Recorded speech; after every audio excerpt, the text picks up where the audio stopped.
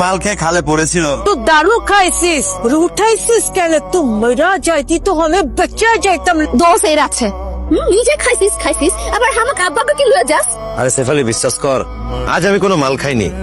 আমি তোর এই মাথা ছুঁয়ে দিব্যি কেটে বলছি, তুই আমার মুখ শুকিয়ে দেখ। তো কি করলি?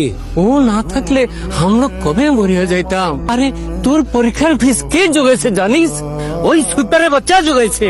তোর ছোট থেকে শখ আলাদ সব ও পূরণ করেছে। এরকম ভালো ইনসানকে তুই মানলি? তুই এত কিছু করলি আমার জন্য। আমি আবার তোর জন্য কি করলাম? আমাকে আব্বা সব কিছু বলে দিয়েছে। আমি তোরে ভি এই জায়গা থেকে লিয়া যা মূলত কইলিয়া যাবি? এই নরক থেকে অনেক দূরে। সুইপারগিরি বাদ দিয়ে তুই শহরে নকরি করবি, যাবি আমার লগে? রত তোর লগে তো নরকে ভেবে যাইবার রাজি আছি। কিরে রতন, শেফালি চলে যাওয়াতে তোর মনটা বুঝি খারাপ হয়ে গেছে? শেফালির সাথে তোর দেখা সাক্ষাৎ হয়, ও কেমন আছে রে? নতুন চাকরি পাওয়া গেছে, একটু গোছগাছ করে নিক, তারপর দেখা করতে যাব। রতন, তুই আমার অফিসের সামনে কি করতেছিস? দেখ, আমার অফিসের কেউ আমার পাস সম্পর্কে কিচ্ছু জানে না। আমার বস বা কলিগ যদি এসে দেখে ফেলে আমার অনেক বড় ঝামেলা হয়ে যাবে। প্লিজ তুই যা। তুমি এখানে? ওকে।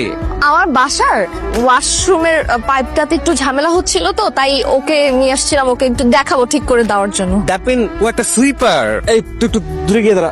স্যার, আমারই ভুল হয়ে গেছে, আমি বুঝতে পারি নাই। আমি আসি ম্যাডাম। চলো আমি তোকে ড্রপ করি। গাড়িটা বের করো, আমি আসছি। ওকে। क्या हुआ, तू रो क्यों रहा है? ইকবাল ভাই, আমার শেফালি অজন্য কারো ভাই। सिफारी इतना बड़ा झूठ निकला। আমারই ভুল ছিল ভাই, বামন হয়ে চাঁদ ধরতে গেছিলাম। যার লেগা তুই এত কিছু করলি, শরীরে রক্ত পর্যন্ত বেচা দিলি, সে তোর সাথে এরকম ভাবে বেমানি করলো?